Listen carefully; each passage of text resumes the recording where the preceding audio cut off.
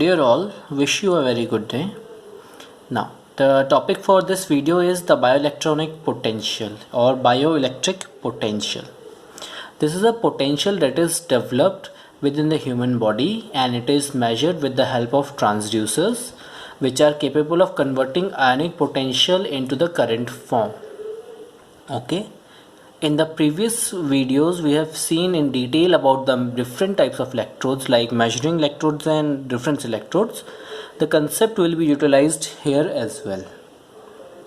Now, to measure the bioelectric potential, a transducer capable of converting ionic potential and current is required, such that transducer consists of two electrodes. So previously as well, we have seen that two electrodes are required. One is the measuring electrode and one is a reference electrode. Okay, now the more common form of measurement of biopotential is the combined effect of a large number of action potential generated from the cell at the surface of the body. Now, bioelectronic potential is generated in the cells and they transfer to the surface of the body.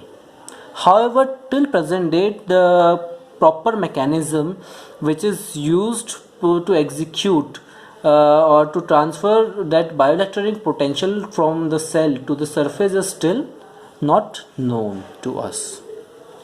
There are three very important bioelectronic potentials that we encounter in human body.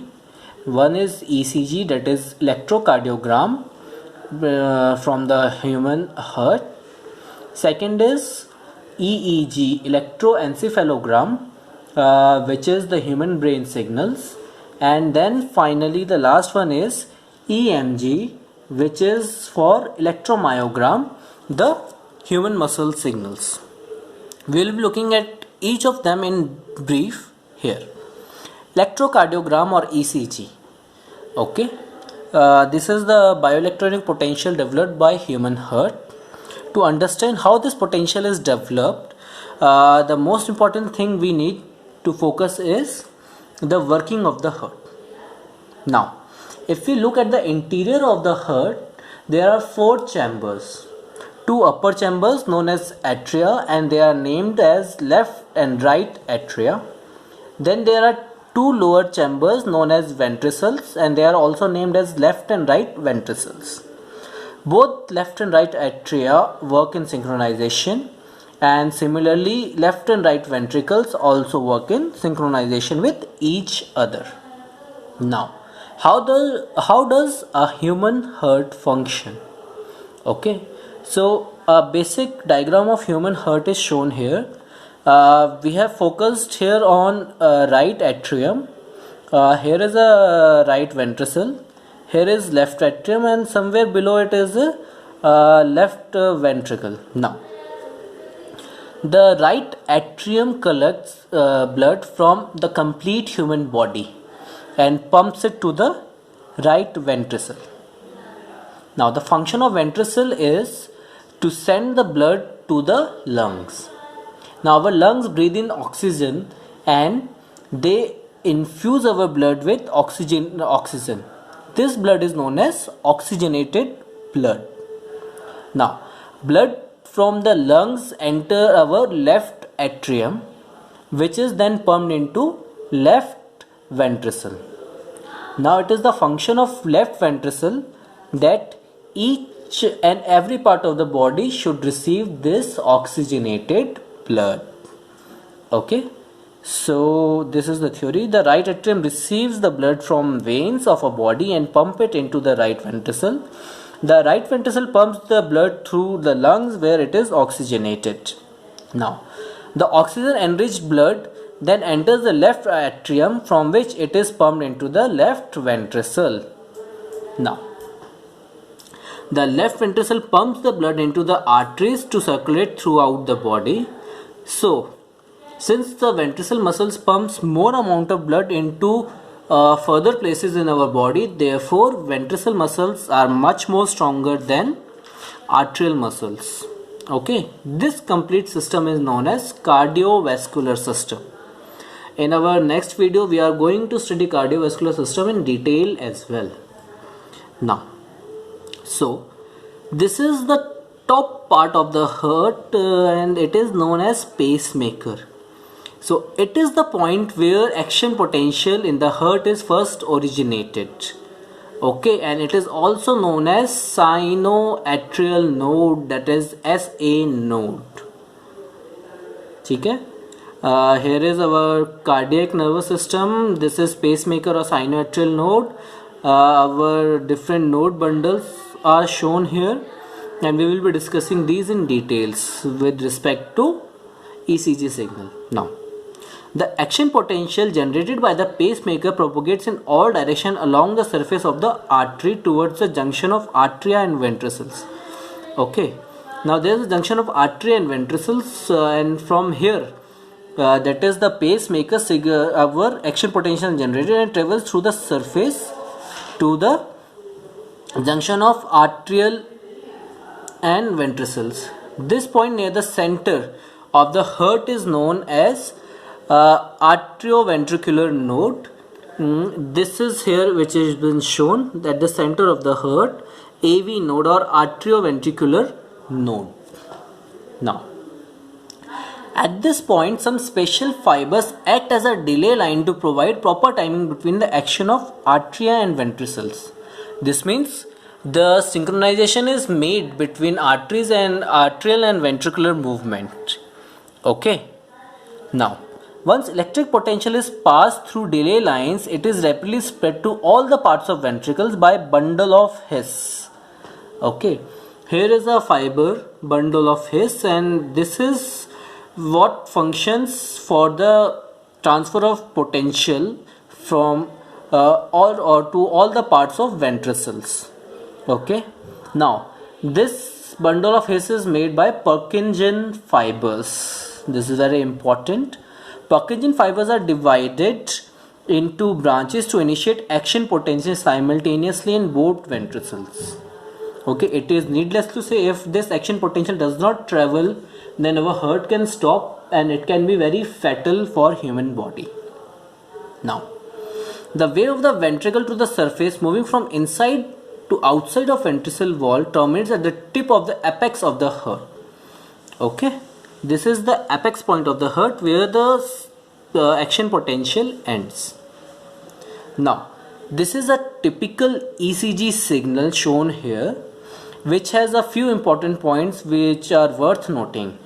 Point P, Q, R, S, T, V.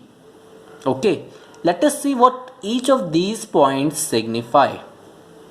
Now, point P signifies polarization of atrium, that is the start of the action potential.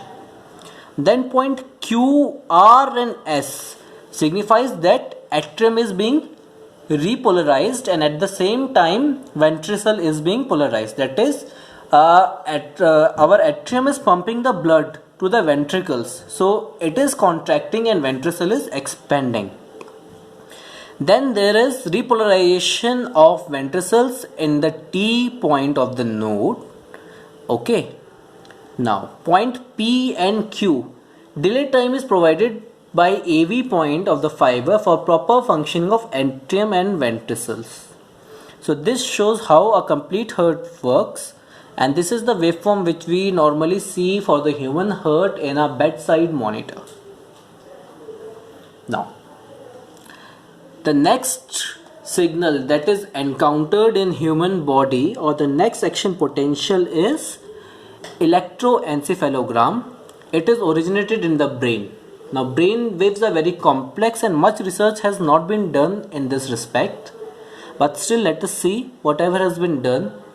So, ECG is recorded as a representation of bioelectronic potential generated by the neural activities of the brain, and it has a very complex pattern. Okay. The waveform varies greatly with location of measuring electrode. The frequency of ECG affected by the mental activity of a person as well. Okay. So ECG values depend where you have on the human brain or human head you have put your electrode to measure the potential.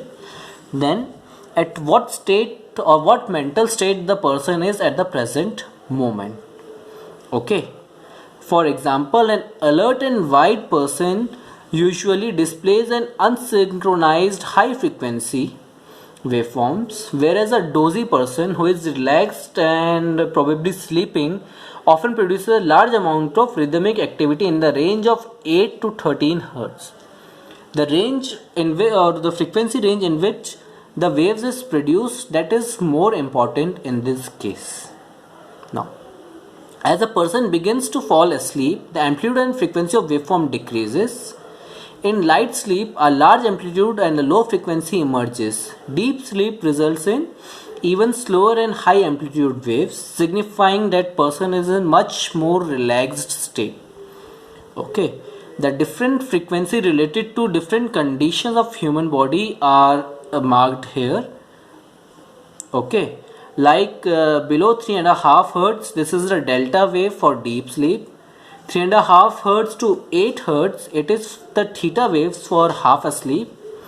8 hertz to 13 hertz is alpha for drowsy person, and above 13 hertz is beta waves for an alert person. Now, the last action potential that we are going to study is related to muscles activity, and it is known as electromyogram or EMG signal. Okay, these are generated in the human muscles. Okay, so it is a bioelectronic potential associated with muscle activity. These potential may be measured at the surface of the body near a muscle of interest and directly from the muscle by penetrating the skin with the help of needle electrodes. So normally needle electrodes are used for measurement of electromyogram or muscle activity. Okay, it measures the combined effect of cells. The active voltage of the cell remains same, but the number of cells excited are changed according to the activity of the body, which results in change in the potential. The pattern is mixture of two frequencies like noise as shown here. Okay, this concludes a brief about different action potentials which are encountered in human body. At least these three are the main action potentials. Rest can be seen according to the interest of the student. Thank you.